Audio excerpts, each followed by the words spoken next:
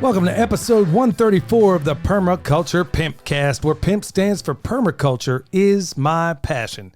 The only PIMPcast on planet Earth where we discuss permaculture, preparedness, and practical living. How you doing, son? Pretty good. How are you? This is good. I am good. Everything's good. This episode is good because it's brought to you by Hickory Ridge Soap from twooldcrowshomestead.com. Turn that simp into a pimp. Bam! Heaven's Harvest, y'all, 10% off with promo code PERMA. And in light of everything going on in the world right now, folks, you might want to seriously think about this stuff. I mean, everything that you can't source and store yourself, which is probably a great deal, things that you can't pick up at the shelf, freeze-dried food, water purification, any of that stuff, folks, I'm telling you, you need to seriously think about your preparedness. And I'm going to be talking more and more about that after this program. I just don't want to beat a dead horse right now. But folks, think about Heaven's Harvest. Seriously. 10% off with promo code PERMA. And if you would like to go check us out on the Fountain app, where you can listen to all your podcasts over there. And you can triple up the speed if you'd like. You can also drop some SATs, SATs to some PIMPs over there. That's a derivation of Bitcoin. And you can definitely leave comments over there. So we cover all of the above over there. Well, son, we ain't going to fool around. We'll just jump straight into the farm news. We had to process some sheep yesterday. Yep, the ram, and also there was the female that came with the ewe that came with him, right? Yeah. She was not good from the word go, and he, despite being, highly touted for his parasite resistance, was not. So They both had to graduate to the freezer. It was kind of disappointing. I mean, it really was on so many different levels. Folks, I'm telling you, I don't care, about the person's credentials, whatever the case may be. You got to go. Every sign in the world was telling me, move on, don't do it. Just buy some from Greg Judy. I didn't do it, and I paid the piper for it. But the good thing is that Ben and Denise over at Renewed Homestead, they got an extra ram, and I know he's robust. And I'm going to bring him over here, and we're going to do like we have been, y'all, culling heavily. Because seriously, if you don't, you might as well just start a petting zoo. Would you agree that like mediocre stock that came from a regenerative farm or something like that is better than the world's best commercial stock? It's basically what I've witnessed. It really is.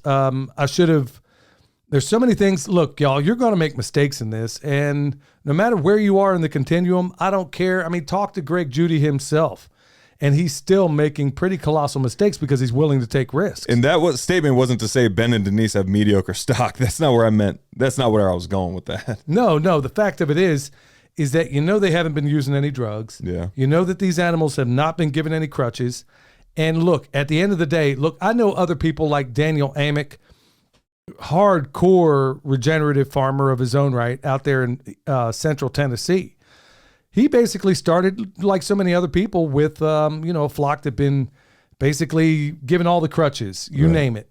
And then just good with good rotational grazing, good selection, good culling. He's been able to come up with a pretty doggone impressive flock.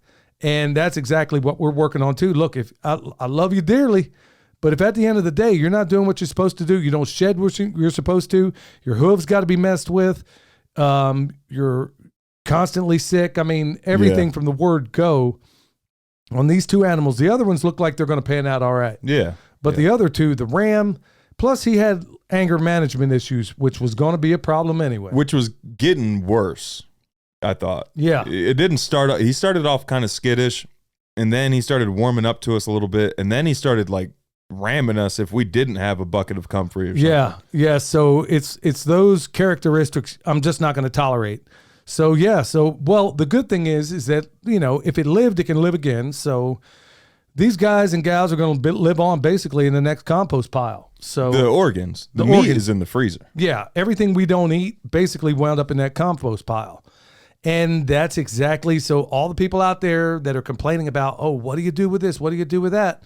That's why you should know how to compost. Or you can do it the long way like Joel Salatin does, man. You got a cow that dies, he'll just shove the whole doggone thing and then cover it up with wood mulch. Right. That's going to take a while, though. It takes a while. Yeah. It takes a while doing it that way, but it can be done. I mean, They're basically nitrogen by and large.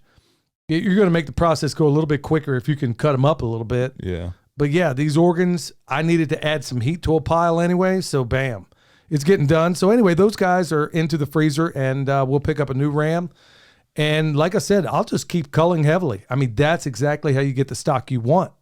So, I don't care where they are in that continuum. You don't produce live young. You're not a good mother. In the freezer, you're going to go.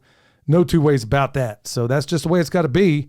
And we even did like a video that'll probably come out next week, going in a little more detail about that sort of thing. But just keep that in mind, folks. If you're getting into this thing, you're going to have losses, number one, that may not be your fault. Some of them will be your fault.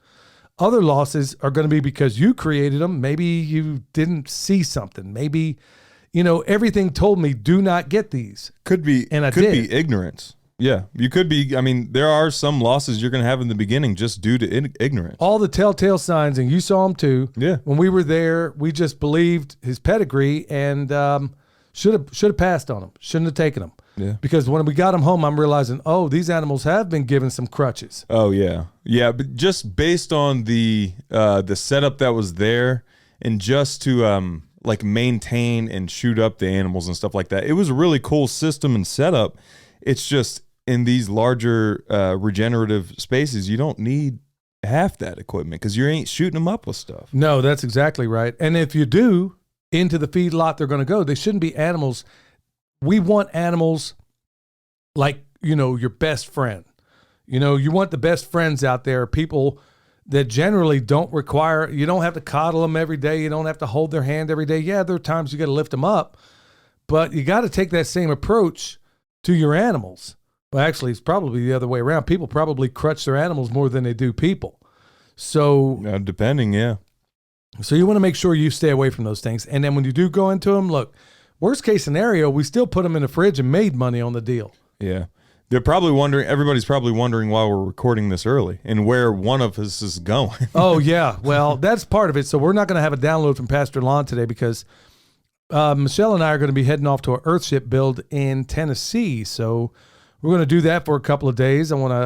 It's still in the cards on down the line. They're building the exact model of Earthship I'm interested in. So I want to go out there. It's only 3.5 hours away from here. So I'm going to go check it out, even though we're like up to our eyeballs in so many things. It's just, I'm not going to have another weekend to be able to do this because every other weekend there's a festival all the way out through this month. We got a grandchild being born. This is pretty much the only opportunity we're going to have to get this done that is nearby. So, and Mom hasn't been to a single, she's never seen an Earthship, has she? No. Yeah. So she's going to get to put her hands on it and probably have a sore back. She's always suffering with back issues anyway. So I'll have to just watch her and make sure she doesn't overdo it because, lady, I'm telling y'all, this lady is strong and tough and she doesn't complain, but she will get an attitude when her back's hurting. So, and I'm usually the one that's got to deal with that. So at the end of the day, we want to make sure we keep her safe. Got to look after the homestead, honey. So yeah, that's something we're going to be doing. All right. So before we get into the festivals coming up, I want to touch real quick on this Middle East thing. When we did that program a couple of days ago, I had no idea. I didn't know what the fallout would be. Really didn't care. And I still don't care because I know what the truth is. I know what makes sense. I know what's common sense. And I'm not going to let some profligate prostitute or a pundit or politician tell me what happened when I got my own sense. I got my own common sense. And what we're finding out is that just days removed, a lot of what I said is being verified. Yeah. I didn't realize it, but other podcasts, I thought they would stay away from this thing. I had no idea that people like, you could have knocked me over with a feather when Andy Frisella said almost word for word what we said on this podcast. Yeah. I couldn't believe it. I was like, okay, well, I didn't need his confirmation, but it sure did help that he backed up pretty much everything I said and even added his own to it. One thing that is shocking is the bloodlusting lefties that are wanting to destroy. Like, was it not too long ago they were fighting for Palestine? Like, they were like putting up their Twitter flags and their logos and all that stuff. I'll tell you what's even worse. I'm finding all these people that call themselves preachers and Christians sitting here saying, we need to go carpet bomb this. First of all, you don't even know Or like Andy said, you know, I stand with Israel. I stand with the Palestinians. I don't stand with either one of them. I stand with Americans. And not all Americans at that. Well, these preachers and pastors and stuff like that saying destroy the Gaza Strip, do they not realize how many, not that this should be one way or the other, like you shouldn't destroy an entire civilization of humans, but how many of those Palestinians are Christians? Nobody ever talks about that. And that's the part that burns me up. You have no idea. Do you know how many people are absolute Christians that live in Gaza? Nadia, Jeff Lawton's wife, was telling me about how diverse just like Jordan is. No, it wasn't Nadia. It was the mother of some family that came over for Muslim aid. She was telling me how diverse Jordan is. Yes. It's like there isn't this hatred between Muslims and Christians and like they can't get along. It's like, yeah, you might have spits and spats and stuff, but they're freaking neighbors. Yeah, they get along. Exactly. And you know what? I can give you the history on it. You know what? Before the Balfour, or just the Balfour Declaration, which I won't go into right now, good night, man. I mean, there was opportunity after opportunity for them to have fought before then. They got along just fine. There were Jews, Christians, Muslims, all coexisting in the same place. And like you said, they would have their spats, but nothing major. Right. And got along just fine. Now, all of a sudden, does this look a little bit orchestrated? But it is disgusting hearing these so-called preachers out there saying, you don't even know what happened. First of all, you have no tactical understanding or any common sense for you to sit here and buy this story hook, line, and sinker. And then here, what are we finding out? I wish I would have said it before. What are we finding out? So much of this footage was either stock footage, or they're claiming this woman was raped, had all the pictures, and then it turns out her mom says, no, she's at the house right now. What are y'all talking about? Yeah. So over and over and over again with all these things that they go down law, just remember the first casualty in every war is the truth. And that's exactly how it goes. But I wanted to cover this again on another matter. Look, folks, I'm just going to tell you, I'm batting 1,000 on this, and I'm going to tell you, man, it's tough for me to even say it because I hate speaking these things in. Folks, I'm telling you, you better get your beans and bullets on point. Because what you see over there is a microcosm of what's about to happen here in the United States of amnesia. I mean, the fire is lit. You better have your preparedness food. You better have your water.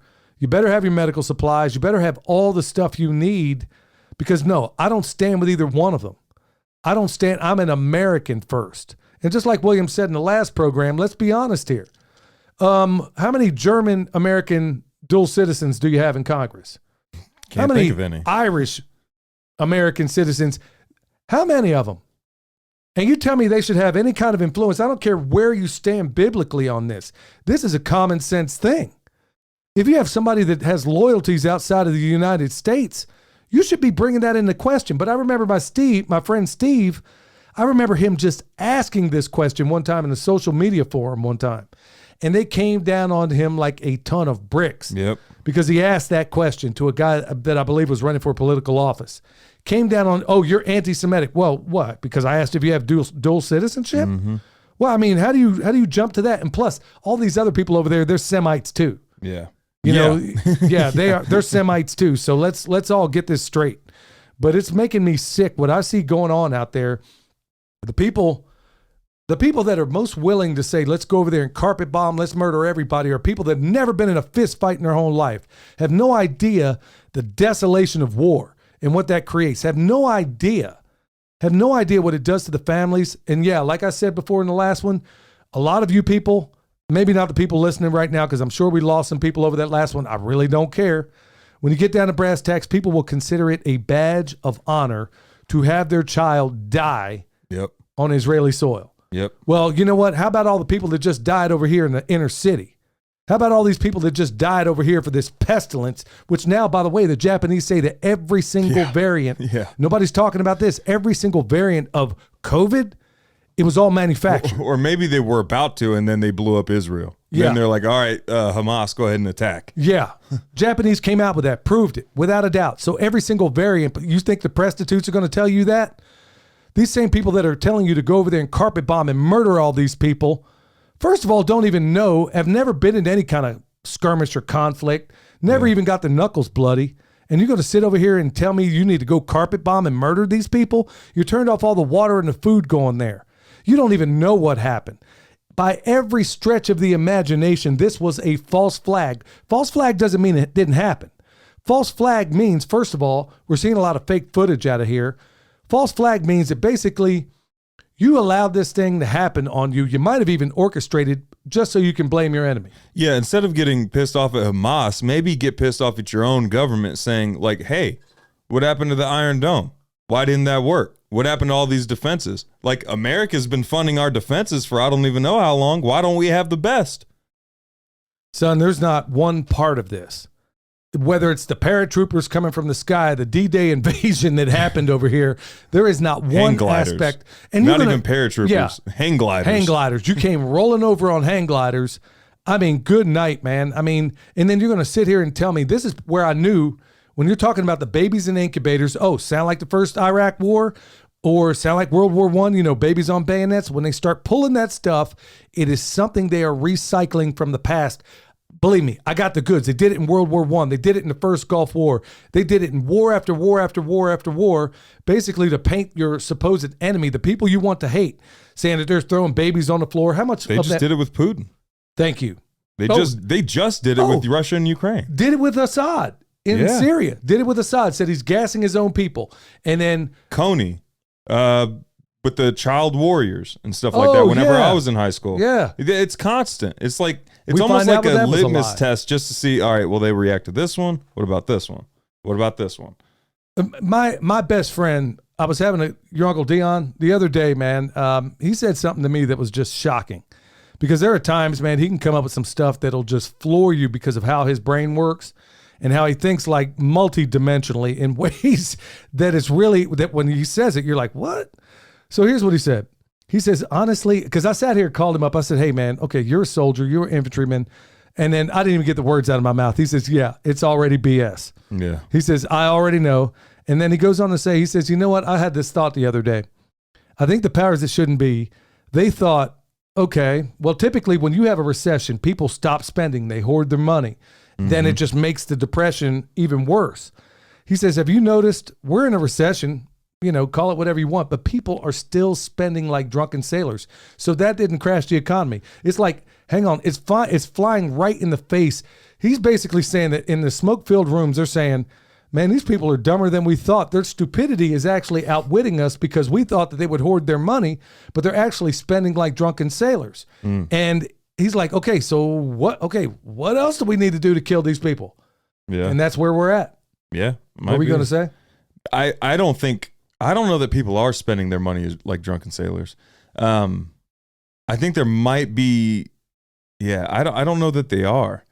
Because like the restaurants in Asheville and stuff, like now is tourist like season for Asheville because the leaves are changing, but like business hasn't started going up at all. Well, that's not entirely. If you check out the Chamber of Commerce, I checked the people at the bakery, and they said, here's what's happening. People are still going on vacation in the same numbers.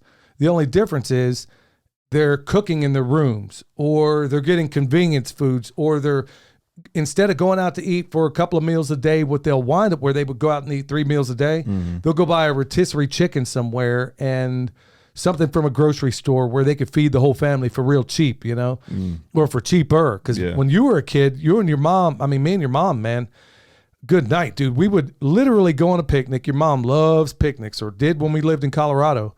We would literally go down to King Soopers in Colorado Springs, get a whole like 8-thing piece of, you can get an 8-piece chicken meal, 2 sides, and then a bunch of biscuits. And we were just feeding us. Of course, you were drinking out of a bottle at the time. And we would get all that for $4. Oh, wow. For $4. I mean, so people are doing their equivalent of it now with all the inflation and everything. So that was how me and your mom would go. And we had all soldiers were broke back then, man. So we would try to find clever ways. And plus, being in Colorado, there was always some place beautiful place to go. So it was, that's how we would spend our time. So, or our spare time anyway, because we sure didn't have any money. And so that's exactly, I think, what's going on right now. So he's saying basically that people are still spending their money, and it didn't create the depression that they expected. So now, like, okay, let's try another thing. Yeah. That didn't work. And then here we go and go. Folks, I said all that to say this. Once again, I know I already said it, but I'm going to say it again. It is becoming consequential beyond words. People like Martin Armstrong, one of the best forecasters out there, people like Gerald Celente, people like a number of other trends forecasters, they don't always agree, but they are agreeing right now. They're saying, look, basically, the time's practically run out. You better be doing what you're doing. You better be growing food. You better be thinking about your beans and bullets. You better be thinking about all this stuff because it is about to get real, and it's probably going to happen here. Will this thing escalate in the Middle East? I don't know. I mean, nobody knows. Everybody thinks it's going to be. It has every indication that it could, but who even knows what scams and schemes? It could have been like, hey, we need to get the heat off of Netanyahu right now because he was on the ropes politically. Oh. Well, guess what nobody else is talking about? Joe Biden and his corruption. Guess what? Nobody's talking about anything else the entire news cycle. In fact, I'll know for sure when we get to whatever hotel we're going to be at tonight. I'll get in there and see what the prostitutes are saying on that. All right, y'all. So I didn't, once again, mean to spend so much time on that. But, hey, speaking of getting ready, Mountain Readiness is coming up, y'all, October 20th and 22nd. We're going to leave a link for that down below, or you can go to the website. Look, this is one of those, the two festivals I'm going to talk about right now have done something extraordinary. They're combining homesteading and preparedness. What a concept. And this is where you can get some of those skills. I'm going to be breaking out one of my knot tying courses, and this stuff is very, very useful. There's going to be a lot of other people out there, and they're going to be dropping some good stuff. Also, Kentucky Sustainable Living. Going to be at that one also. And that's October 28th and 29th. I'll be there, and they're going to have a Vets for Child Rescue dinner where you can get some VIP tickets. Going to be fed some prime rib, and the proceeds go to Vets for Child Rescue. So hope to see y'all there. Look, this is where you get those skills, y'all. I know you can get some of it off the internet, and that's great. But if you want to learn how to process a pig in person, Darren Strong is going to be there. I'm going to be assisting him, and we're going to show you how it's done. All right, y'all. So get into some good news.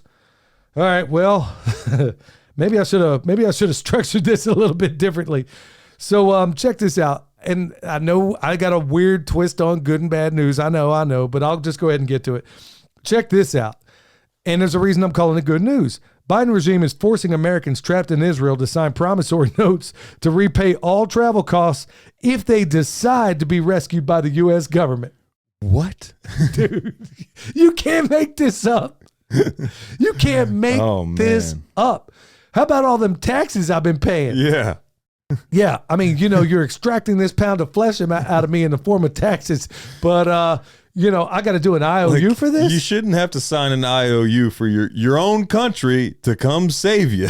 Yeah. How about it? Aren't they supposed to be our greatest ally? It's supposed to be like a benefit of being part of one country, I would think, is like, hey, they're going to keep me safe, or they're going to come get me if I need to. You're wishing you was Canadian right now, don't you? Yeah, so I don't know how many people are listening. Yeah, we do have some listeners in the Middle East. So anyway, yeah, the reason I'm saying that's good news, y'all, it's going to have to get much worse. As bad as it seems right now, starvation is the only thing that cures this. You doubt me? Go ask Pastor Lon. All right, CDC, this is other good news. CDC stops printing and begins phasing out COVID-19 vaccination cards. How about that? Why did they were still printing them? Yeah. I didn't know anybody was even like paying attention to them anymore. Well, at this point, because I think nobody was falling for the latest pestilence out there, because they were bleeding that up, and believe me, they'll bring that one back out when it makes sense. Yep. So they were pulling the latest one, which, like I said, the Japanese proved that all 100% of all the, quote, COVID variants and probably COVID itself were all manufactured. Wow. How about that? Japanese proved that. So all of a sudden, they're saying, well, we ain't going to need these cards anymore. It makes you wonder at what countries were left out of the secret, like out of the plan and stuff like that with COVID. Well, that's exactly why I'm saying that everybody's kidding themselves. I can just look at the way COVID went down. Okay, Russia. Yeah, they're in on it too. In fact, every leader, that African leader, I can't remember what country he was from, sent in a papaya and a goat. And it came back positive, both of them, for COVID. And he was a doctor, as I recall. Oh, well, where's he right now? Isn't he dead? Dead right there in the grave. They murdered him. They murdered every other person. And what was it? The guy in Haiti said, nope, We ain't dealing with this. Yeah. And they're either been ousted or dead. And everybody else basically played along, got the people all vaxxed up. To what degree this stuff was a placebo, I don't know. But Putin, all the others, this is why I'm saying there are powers, principalities, wickedness in high places, y'all, that are calling the shots here, because that is the only way. In fact, if I remember right, it's because of that is why Bobby Spags ended up giving his life to the Lord. That was why, is that seeing that there was no way you could coordinate all of these world leaders. Yeah. Be wise, O ye kings of the earth. Oh my goodness. Be instructed, ye rulers. Yeah, right there in Psalm 2. And good night, man. I mean, why did the heathen rage and the people imagine a vain thing? The kings of the earth set themselves, and the rulers take counsel together against the Lord and against his anointed, saying, let us break their bands asunder and cast away their cords from us. Yeah, that's exactly what I'm thinking right now. A little sideways, but just felt the need to say it. All right. So other good news. Drinking alcohol, get me to try to say this, de-alcoholized muscadine wine found to improve skin elasticity. Boy, there's a lot of Hold tongue on, Dad, twisters. hand that over. Okay, yeah, you drink that. You read it, man, whatever. Drinking Yeah, that's what I thought. You messed me up. Drinking de-alcoholized muscadine wine found to improve skin elasticity in middle-aged and older women. Who wrote that? Yeah. Who? Natural News. We need to talk to them about that. Who came up with that headline, man? They Who didn't could say read it that? out loud. That's for sure. That's what I get for not reading it out. I could say it in my mind, but actually saying it was another thing. Well, basically, it's finding out, look, if you can take the booze out of the muscadine wine, how about just drink some muscadine grapes? Yeah, can you drink just juice? I just like taking, when I eat muscadines, that's one of those things that brings me back. First of all, I thought that would be really, really helpful to a lot of people out there. But honestly, grapes are pretty doggone easy to grow in a lot of places. And muscadines, especially if you're in the South. I mean, hold on, muscadines. I got caught up on the words. What was it actually saying? It improves what? If you can just basically drink muscadine juice, yeah, your skin elasticity is basically going to help out. So for all the people out there that are stressed a little bit, skin's getting a little bit jacked up, coming up on winter, so it's going to get dry.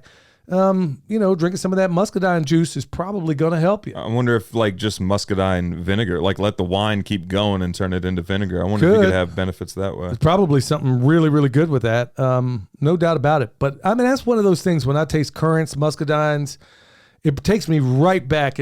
Smells and tastes are very, very evocative. And that's one of those things that when I eat them, man, it takes me right back to where I was 8 years old, picking them off the tree, getting mulberries. Grandma would make a pie and stuff like that. I mean, it's just magical stuff. So anyway, that was an article that just makes me feel better. Hopefully it makes everybody else. All right, y'all, with that, we're going to go on to Eric, my homeboy. Hey, Eric Sider here with your PIMPcast tip of the day. Today's tip, defining permaculture. There are almost as many ways to define permaculture as people practicing it. The definition will naturally change based on who you are talking to. My standard version is this. Permaculture is an ethical design system for creating sustainable human environments. This naturally leads to explaining the three ethics of permaculture: earth care, people care, and the return of surplus, as well as the true definition of sustainability, a system that produces more energy than it consumes. And going further, I would add that permaculture focuses on food production and energy efficiency, working with nature to benefit the larger ecosystem. I also really like the concept of permaculture as the wardrobe or toolbox, and all disciplines and elements fit within inside it, because permaculture is not about any one discipline or element. It is about the connections we can create between them by the way we place them in the landscape. And in classic permaculture style, the problem of defining permaculture is also the solution, as it requires a conversation, not merely a statement. You can find me on YouTube and Instagram at Eric Sider, and if you're in need of permaculture t-shirts or remote permaculture consultation and design, head over to ericsider.com. That's my dog right there, y'all. Go check out Eric Sider. Wise man. Yeah, I'm going to download that to my phone and just play that every time somebody asks me what permaculture is. And you know what they're going to do? They're still going to say, okay, so what? So tell, yeah, I mean, the problem, that has always been a problem with permaculture is there's no concise, simple definition. And it just can't be. Like Eric said, then you got to lead into the ethics. Yeah. And this is also why I think, which by the way, y'all, if you're watching YouTube and you see us right now, guess who? 99% of the time you see him in a t-shirt, it's Eric Sider's shirt because he's got the best conversation. In fact, when I went to the Earthship build out there in Arizona that time, all I had was Eric's shirts. Oh, yeah. Every single day, man, everybody's like, dude, where do I get that shirt? Where do I get that shirt? And yeah, Eric's where I get all my shirts. So go check him out on YouTube, y'all. Go check him out all the way around. Consultations, you name it. That's my dog. But, you know, man, when we get down to it, it's, here's one thing I'm going to suggest.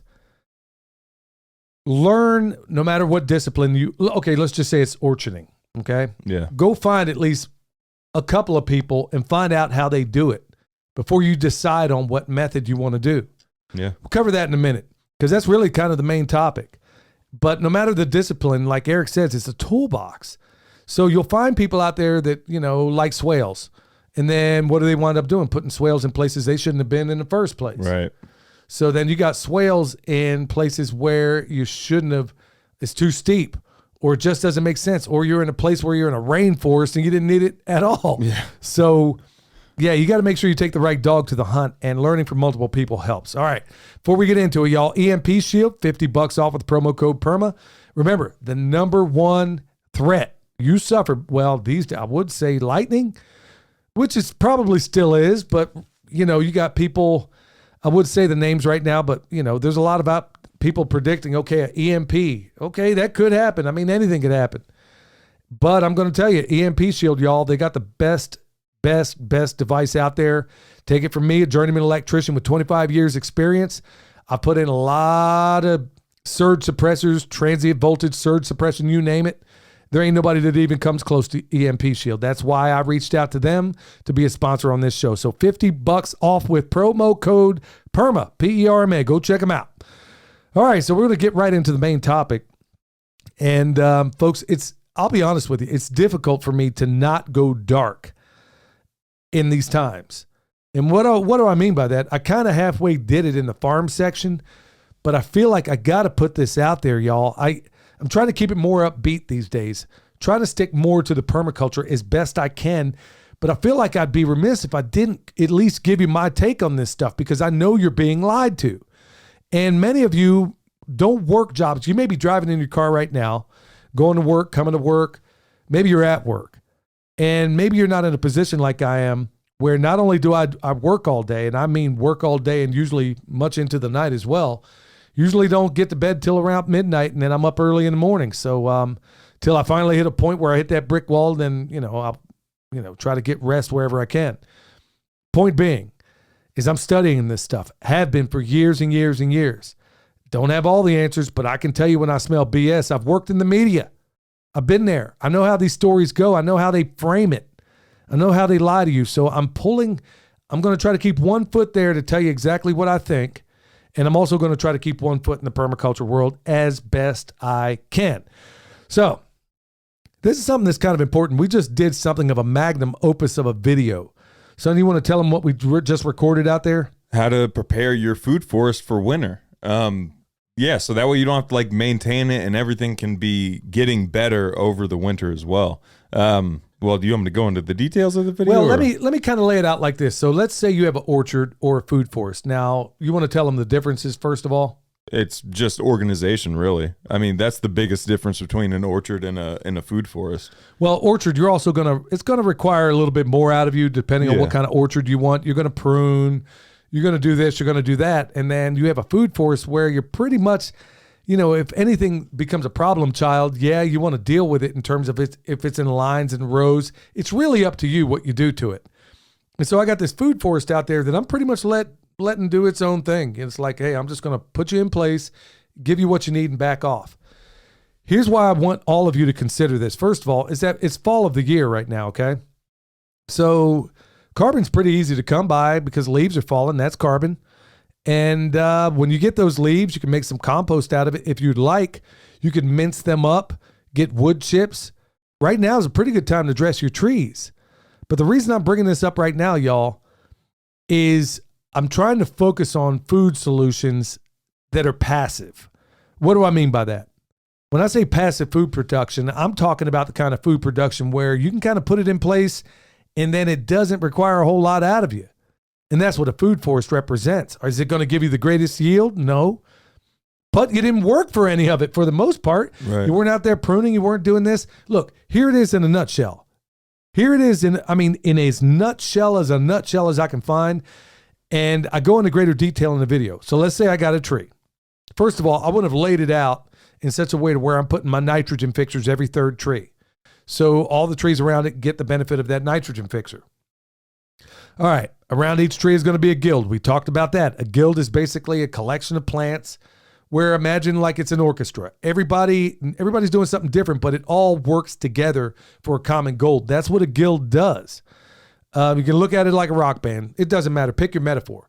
So once I go out there and I put these things in place, I want to make sure, like right now, I want to make sure that I go through each lane and line, do everything that needs to get done. Why? Because I'm trampling on food as I'm getting up and down there. Right. I want to do a Machiavelli on here. Like Machiavelli writes in The Prince that, look, if you're going to do good, if you're going to do anything bad, do it all up front. And then whatever good you got, you let it trickle out over time. That's really about how he put it. I mean, and that's exactly what these politicians do. Politicians do it all the time. Well, you want to take the same kind of approach when it comes to your aisles and rows. The great Stefan Sobkowiak, that's part of what he does, and that's part of what I learned from him, is that if you're going to have some trampling going up and down those rows, you want it to be brief, and if it's going to be an impact, you want to do it all at once, and then give it all the time it needs to recover. So all the trees and the lines and rows down one line, don't go over here and then go on the other side of the orchard. Do everything in that area. So here's how I'm going to do it. If you're going to prune, well, you want to wait till the leaves are off. That's really the best time to do it because all the sugars are down in the roots. And then when spring rolls around, it'll blow up. But I'm not doing that in the food forest. So what I'm going to do is first go down each line and lane. Anything that's in the way, you gots to go. I'm going to do all, that's the only pruning I'm going to do. Yeah. Now, because our soil is so alive and so fungal right now, you can put down a piece of cardboard, cover it up with some wood mulch, and it won't be there in a month. That's a good problem to have. That tells you your soil is very alive. That's exactly what you want. So I'll go down there, remulch everything around every tree. Chop and drop some comfrey, which obviously we sell at the website, using the rice knife, which we sell at the website. Drop that comfrey. Put your cardboard down. You can go, 3 thick at least? Oh, well, yeah. Bill Mollison told Jeff Lawton you can go up to 3 feet high before this surface and cardboard layer goes anaerobic. You can go that high, but who's ever going to do that? Right, yeah. It just tells you that you're not going to put down too much. There you go. Within reason. That's exactly. I mean, we've had mulch rings as high as 3 feet around that chicken coop back in Texas at that one property. And it was, good night, man. You would not even believe what that thing did. Point being is that I'm going down through there, putting down my cardboard, putting down my comfrey, laying my wood mulch on top of it, knowing full well that when is the best time for things to compost, son, in the soil. Yeah, over the winter, preferably with snow on top, because that's the perfect temperature. It's the perfect environment. It's a slow drip of water into the pile, stuff like that. And your microbes love it.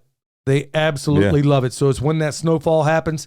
So here's what I'm saying, get ahead of it. Don't wait till spring. Do it right now.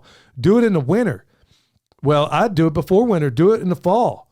You want to do it about this time right now because you're getting the benefit of all your microbes making that soil more bioavailable for your trees, for your ground cover, which in our case is strawberries.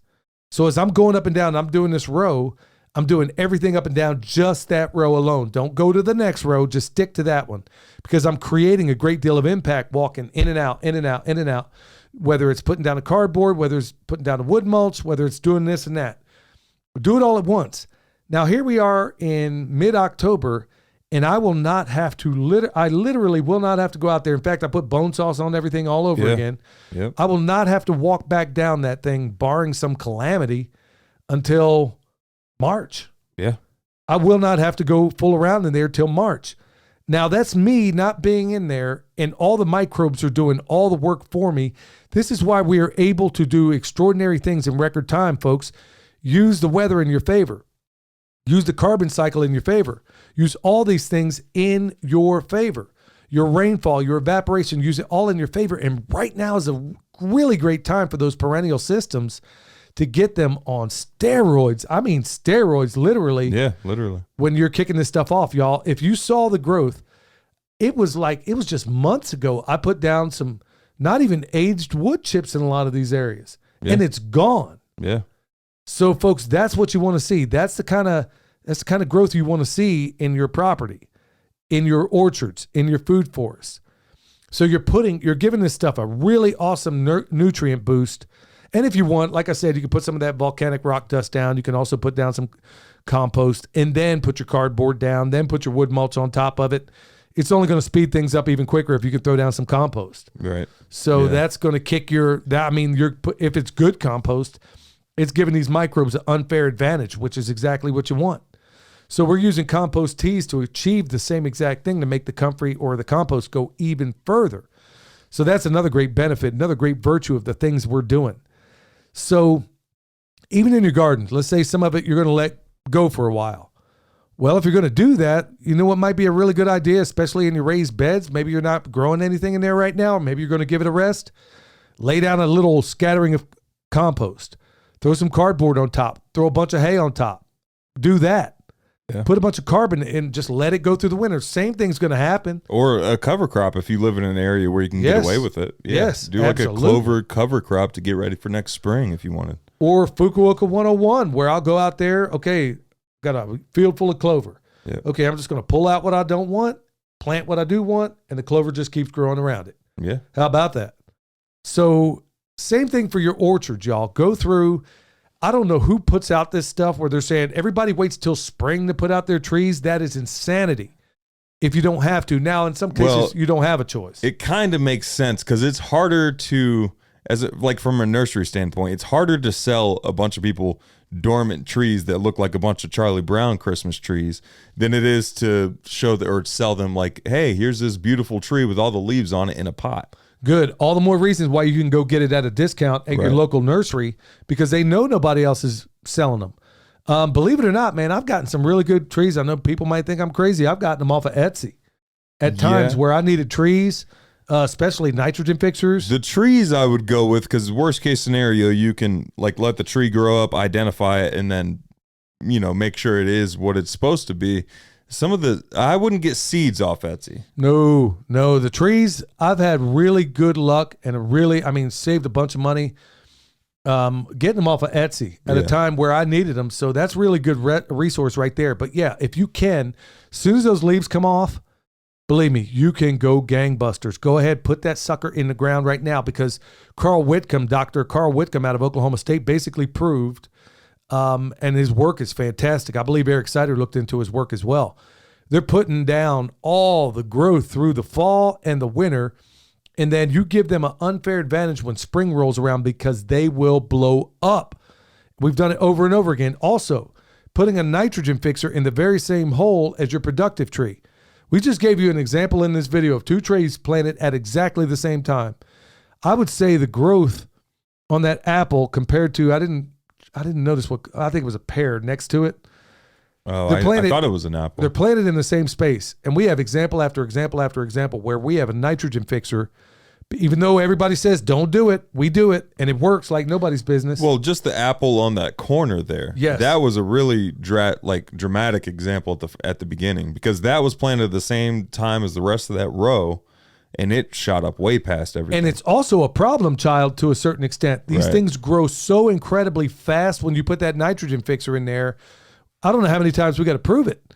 And people are still saying, oh, well, that's stupid. Well, you go out there and do it yourself. Go try it.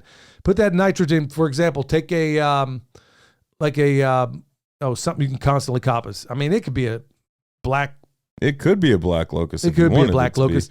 I would prefer it to be something you could chop and drop and leave on the spot. Right. Like moringa would be awesome if you lived in an area where you could use it. Good night, man. Moringa would be a fantastic choice.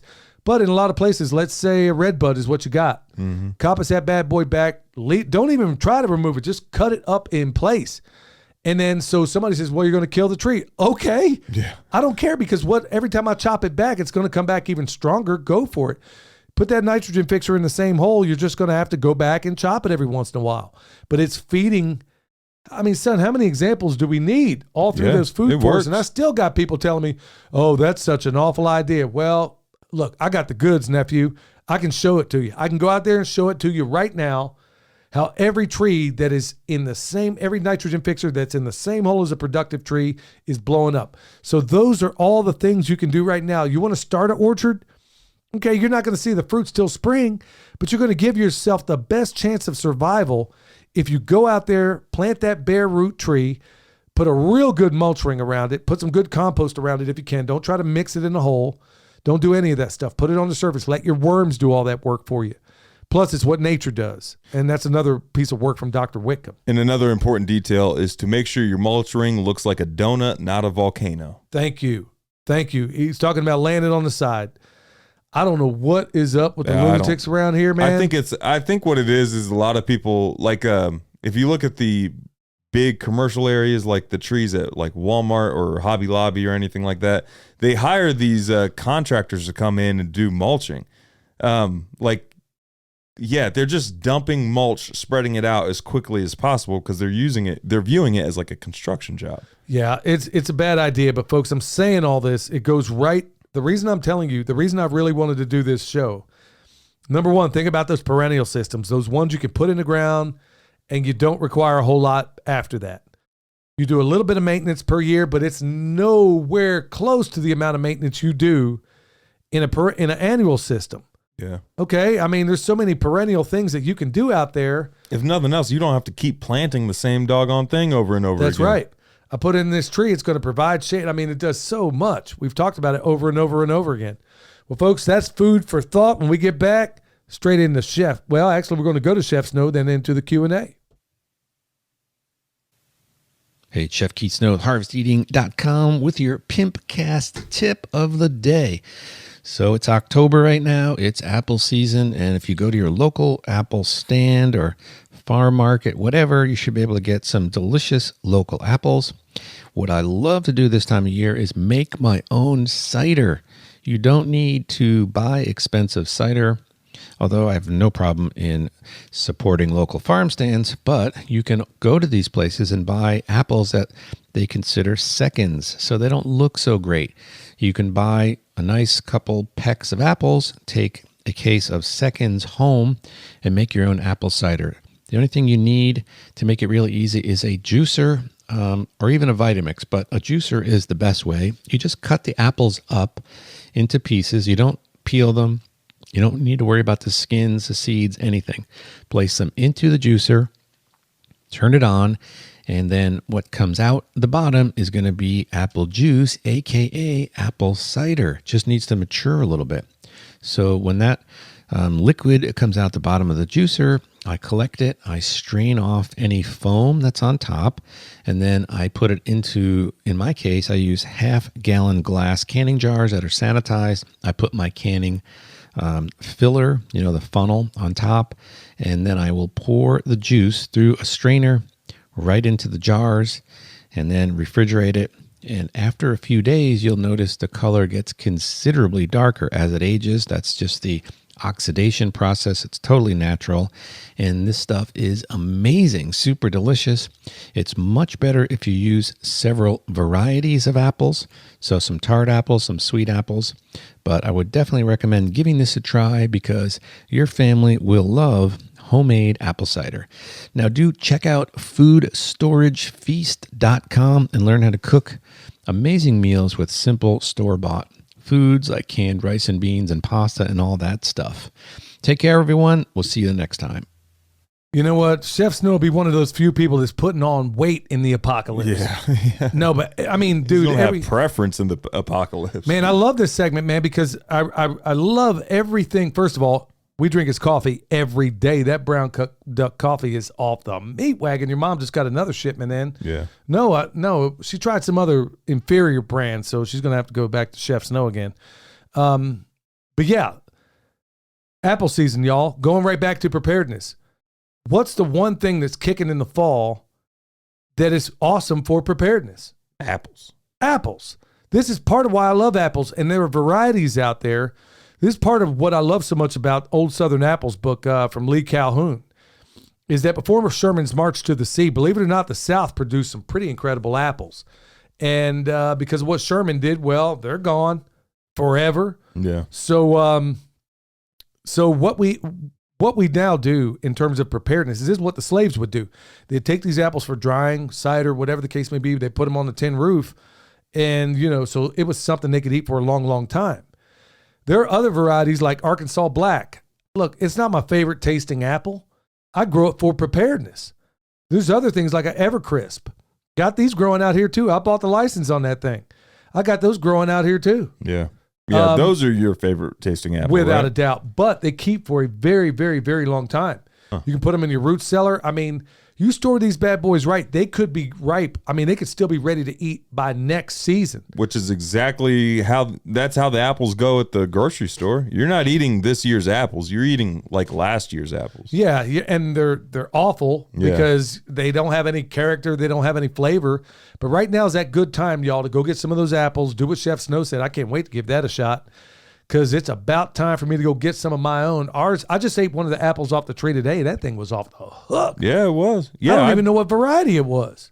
Well, it was supposed to be an Arkansas Black. No, but that wasn't wasn't no an Arkansas Black. Yeah. Somebody mislabeled that bad boy. It was like a kaleidoscope of colors on this thing. Yeah. I don't know what it was, but it was fantastic. Yeah, it was awesome. Yeah, excellent apple. So y'all be thinking about that stuff out there. Once again, preparedness. I mean, apples.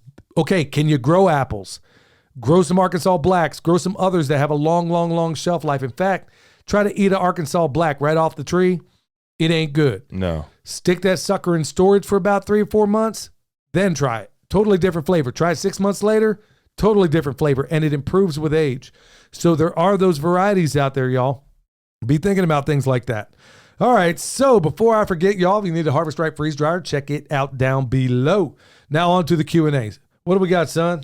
The first one I got from the Fountain app from Nitro Soil. The enemy is the state. They are lying to us. Keep spreading the good word, Billy and William.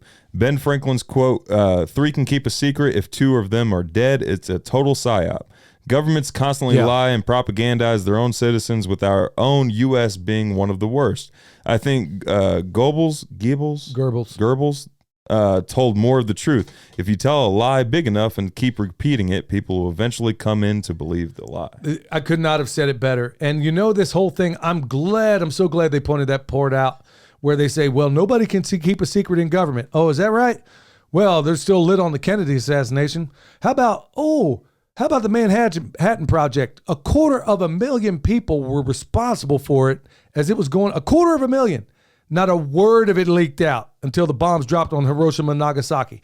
Nobody saw it coming. So this idiotic nonsense saying the government can't keep a secret, everybody keeps saying it, but we have proof after proof, and I'm just giving you the Cliff Notes version. I don't think it's that. I don't think it's the government. I don't think the government can keep a secret to an extent, but they also are aware that you can be told the truth 10 times and you won't believe it. Yes. So, what's the point in keeping it that much of a secret? Well, no amount of evidence can shatter a faith consciously based on a lie. So that's exactly how this all goes. Could you imagine being somebody telling you about nuclear bombs before they existed? You know what I mean? Yeah. That's my point. Is they could have told everybody, and everybody would have been like, "Yeah, right." Well, they did slick things like Atom Man, these comic books and stuff that they had. They removed all this stuff from the shelf. Nobody really got wise to it. But 250,000 people worked on the Manhattan Project. In fact, my great uncle actually invented the bomb bay doors that dropped the bombs on Hiroshima and Nagasaki. He was a famous inventor. I should tell that story about him sometime. Yeah, it was Great Uncle Chester. Yeah, what a name. An incredible, crazy story too, man. He was married. Maybe I'll just go ahead. We got time. I'll go ahead and tell that story real quick. He was apparently married to a woman. She was blind, but by everybody's account, she was just breathtakingly gorgeous. And she had this really bad habit of hanging onto a door handle whenever he drove. The motion of the car and everything just didn't work out well for him. I mean, this guy was on Time Magazine, the whole 9 yards. And somehow or another, they're driving down the road, going fast. Somehow she snatched a hold of that door handle, flew out of the car, died. Oh, wow. And then for the rest of his life, yes, here's a little creepy stuff that went on. For the rest of his life, I mean, he was just in mourning. And I guess when he finally passed away, the way the story is they were all at my grandmother's house. She had a pretty big house at the time. And he had this guitar that he played. And it was always in this chair that nobody else sat in. The guitar was there, and the way it was told to me was everybody was in that room, and then a sudden hush came over everybody. And then all of a sudden, apparently nobody was even in his death, everybody knew don't touch that guitar. And a sudden hush came over everybody, and a chord was played all by itself on that guitar. Man, you want to see all these pachyderms running out of that room on my side of the family, bro. They about killed each other getting up. You should see my Uncle Arnold, man, trying to get up out of that door. Yeah, apparently they were, just left the kids right there, man. Just to further the humor in this, was this the black side of your family or the white side of your family? Oh, yeah, man. Hey. Because the reactions are totally different. Yeah. You let something happen around white people and been like, oh, shucks. Yeah. How about that? How did that happen? Man, you let some creepy stuff like that happen in a black neighborhood, dude, it's about to get, somebody's going to die just from the stampede that's going to happen. Yeah, this is why horror movies don't happen in black neighborhoods, you know? Yeah. Yeah, they don't, they can't even, you can't even make it true to life because, trust me, ain't nobody in the hood going out there looking when they hear Freaky Jason outside the door. No, every time they try to do a black horror movie, it turns into a comedy. Yeah, it does. Like, what's that one, Leprechaun? Oh man, I saw that one years ago, and I'm laughing my butt off. Yeah, because it had to happen in the hood. All right, Yvonne says can't go through all of it, but basically, she's sending. A lot of people have sent me information regarding this whole thing that's happened in the Middle East. And they're calling BS on a lot of this stuff because they're looking at the sources, they're looking at things. Look, they had this one thing where they're parading this body. They're holding it on a, I don't know. They got it, basically they're walking this body through the street. Sirens go off, and then the guy that was on, they put him down, and then he gets up off the slab and then runs away himself. So the guy that was supposedly dead. Yeah. Wow. So, yeah, thanks, Yvonne. There's a lot of other people talking about this stuff, too. Got one from Dan Del Coyo. If anyone wants to do a deep dive on OKC, Scott Horton of the Libertarian Institute has done many interviews over the years about OKC and Waco, another tragedy. The Libertarian Institute has an OKC archive on their site and see all the source material. News, articles, FBI, ATF, etc., documents, trial transcripts, docs obtained through FOIA requests, etc. When you really look at any evidence, you can easily see that there's more to the official story, but only if you have an open mind. Okay, check this out. I thought about this on the way. Well, he has a part. It's an attachment to that. When this documentary came out, I watched it and was blown away. I burned DVD copies of the movie and was handing them to people I knew. To Mr. Emery, thank you for your service. Yeah, we're going to try to get him on for part 2 and part 3, folks. 9/11 and OKC, there's a lot of overlap in that. You wouldn't believe. And there's a lot of other things we didn't even cover. So if you want to see part 2 and part 3, let me know, because he's made the offer to go ahead because he's really passionate about getting this stuff out.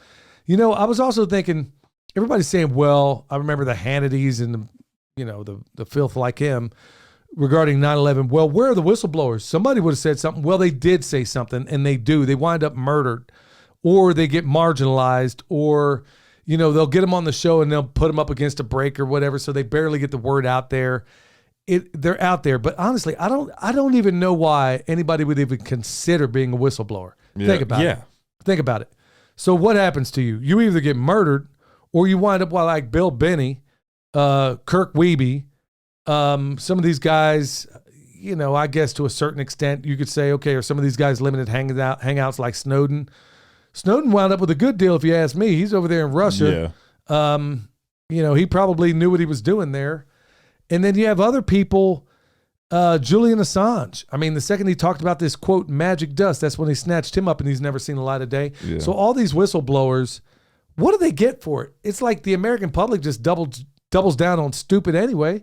So I don't know why anybody would want to put their lives and, put their junk in a vice anyway. All right. So Zach says he basically sent out some Blue Oyster and Lion's Manes to the P.O. Box. Thank you so much, my man.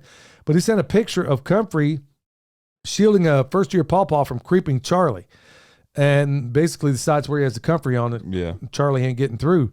Yeah, it sounds like we're in Vietnam right now. Soaking cardboard and sheet mulch for the compost extract.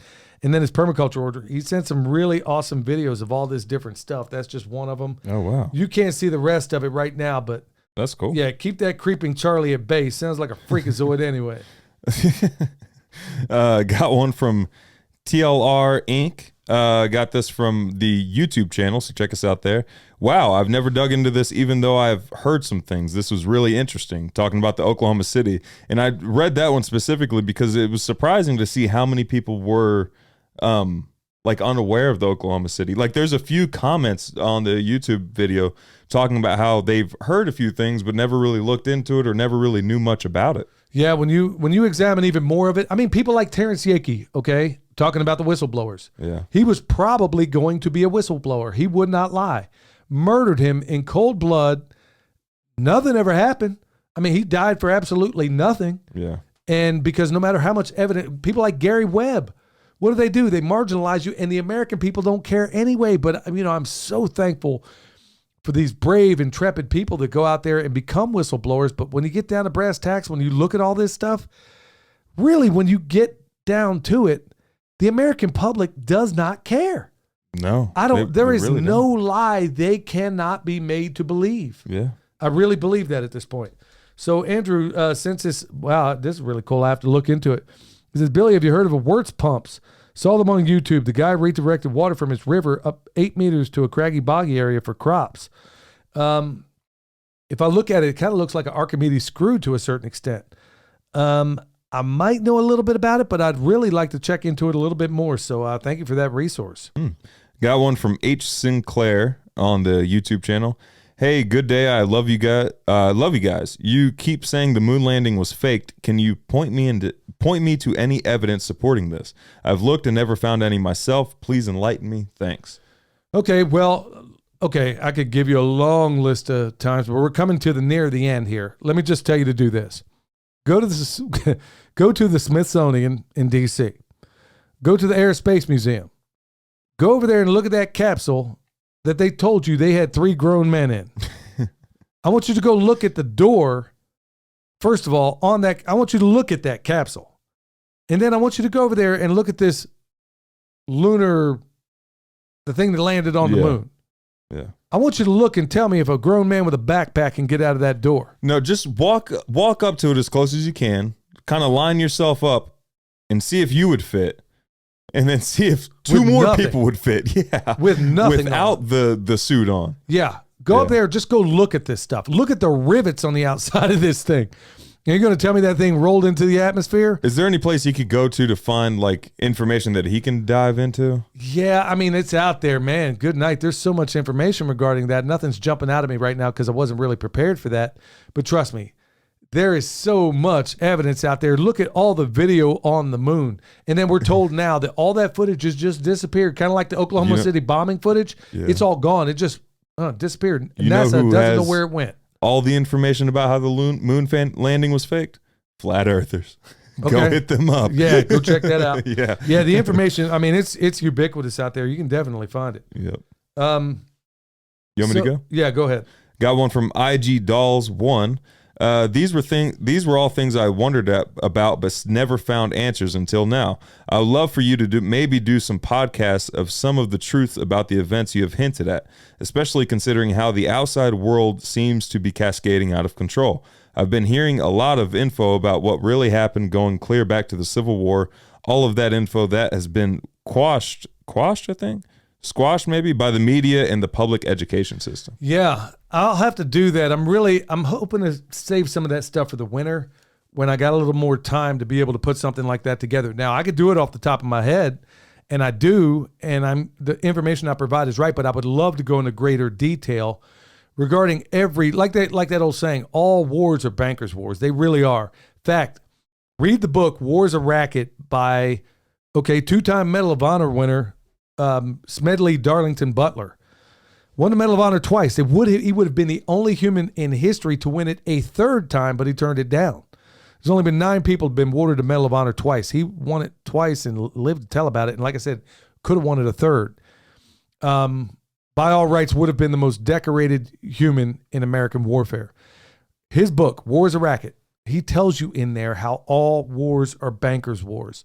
In fact, the opening line of the book, I want to go through that. I really do want to go through. In fact, Joel Salatin and I had a really good discussion regarding the Civil War and regarding the things you think you know about the Civil War, because you've been lied to your whole life. So have I. When you go out there and examine this stuff for yourself, every single bit of this stuff was for bankers to make more money. And it's happening that same way right now. So maybe I really do need to do a podcast. The thing is, I'm a little afraid of going too far afield because it is the Permaculture Pimpcast, but I have all these other interests, folks. If you think I ought to do it, maybe reach out, because Dad, they've been saying to do it. People have been losing their minds over it. Well, it's certain segments of our listenership. I mean, maybe that's a Wednesday program I'll do, but Wednesday programs I'm kind of keeping like for interviews. Well, not only interviews, but it can be things that are outside the normal box. Okay. And so I'm thinking about doing that a little bit more regarding some of the topics here, because I know this stuff inside and out. It's just not permaculture related, a lot of it, but it is survival related. Yeah. Because if you know this information, you know the tactics. This is why I'm saying, if I didn't have a good understanding of occulted history, okay, meaning hidden, I wouldn't have known when they say we're taking babies, or they're taking babies and putting them in an auction block like they're doing right now. Automatically in my mind, I'm thinking, ding, ding, ding, ding, ding. Oh, reminds me of Saddam Hussein in the first Gulf War. Ding, ding, ding, ding, ding. Oh, World War I. The Huns and all these different, and then ding, ding, ding, ding. Go even further back. They were doing exactly the same stuff, not in the Civil War, but in wars, prior to that. So they're knocking the dust off of old tactics because they know that we don't know our history. Well, I remember watching this one history channel on YouTube or something like that. They were talking about Vlad the Impaler and how they had basically kind of done the same thing with him, making him sound like he was this super evil, not saying he wasn't evil, but he was this just total barbarian. Like he was just decapitating people and like drinking their blood and stuff like that. Well, there's probably some truth to that, but you know who's related to him? The royal family. Yeah. King Charles, Prince Charles, King Charles, Chucky, whatever, Chucky doll, I don't care. But it was, the information was used as if it was like justification to eradicate him. You know what I mean? Yeah. You know what I mean? Yeah. Well, that's what we always find out. Not always, but a lot of times the people they say were just awful, diabolical, a lot of times they are. Gaddafi. Yeah. That was one. Yeah. Well, don't get me started. That's some history you ought to know. That's modern history, folks, that you haven't been told about regarding that whole thing with Gaddafi. Yeah. Everything you were told about Libya was an absolute lie. It was the jewel of North Africa. You know what happened? He hit that water down below, and he was giving it to sub-Saharan Africa. Not only that, folks, I'll have to save that for, I swear I could do an hour monologue on just what happened in Libya. But I'll save it for some other time. I'll have to, y'all. We got Angela saying, asking about comfrey crowns. We don't have any crowns for sale right now. Not sure. We're getting to the shady point of comfrey season. You can still plant that stuff as long as you're able to work the soil. It's not going to come up immediately, but you can get it in the ground. And it's one of those preparedness tools that we sell. And she was also saying we had problems with the website. Well, we got a new website, and it should be working lottie-dottie, everybody, all ready for everybody else out there to go get whatever you need. Got one from Old McDonald Homestead. This was a good one, and he's talking about the one you did with the Farm Connection, the episode with them. This was a good one. I haven't made up my mind on the shape of the Earth, but I do strongly believe that the Earth is at the center of all the celestial bodies, as the stars do not change in relationship to one another from our perspective here on Earth. Hashtag moon landing was faked. Hashtag NASA are liars. Also looking forward to see what this guy has to offer for fruit trees or some fall planting. Yeah, they definitely have stuff that nobody else has, and it was cool to strike up a friendship with them. Like I said, like the volcanic rock dust, nobody else around here has that for some reason. Yeah. They had it. There's a lot of other things they have too. And regarding look, y'all, I'm not saying believe me. I'm saying examine it. Because even your teachers they were misinformed. They were taught this stuff, and frankly, they were willing to be spoon-fed lies without ever asking a critical question about anything. So this is the paradigm in which we're coming, y'all. We're all started at Plato's Cave, especially if you've gone through the typical education system. We're all in the same boat, and it's a matter you can get yourself out of it, but you're going to have to, like the Bible says, study to show thyself approved. Now, that's regarding the Bible, but I'm saying it can also apply regarding other matters. Study these things. Look into it for yourself. Don't believe any experts. Just ask yourself common sense questions about the things you've been told and how it might actually be. Yep. All right, y'all. What do you got? Oh, I got one more. Samantha Rickerson on the YouTube channel. Yeah, California is a very large state. His description of it being politically manipulated is spot on. Really, that is what's happening nationwide, county by county. This is why focusing on local politics is the most important thing you can do to make a difference. And that was talking about Porterhouse. No, I totally agree. I would first start at your house. Try to get that as squared away as you can. Then work from there out. Just like you do just like when you design a property. You start at the most local place and then work your way out. So start at your house, see what relationships you can make there, and then maybe your neighbors. Then maybe you start a group. Then a county. I was in there dropping off something the other day at a FedEx place, and I ran into the guy, and I got his card still, and he was telling me about how he started up his own little group. He didn't realize anybody would ever come, and I'm thinking about kind of doing the same thing here. Not quite sure how to make that happen, because there's also, in preparedness circles, you don't want to just have anybody come to your house. Right. You want to do it in neutral ground. You want to meet at a park. You want to do it in a place where everybody's kind of on even ground, where not one person, and then you kind of have this dating moment. Okay, do I want to know this person a little bit better? And then maybe you go out to eat together. And then later on, maybe you do something else together. And then with the benefit of hindsight, you may realize it was all a mistake, but you'll never know unless you get out there and look. All right, y'all, hopefully this was all a blessing to you. Have a good weekend. Until next time, stay alert. Stay alive.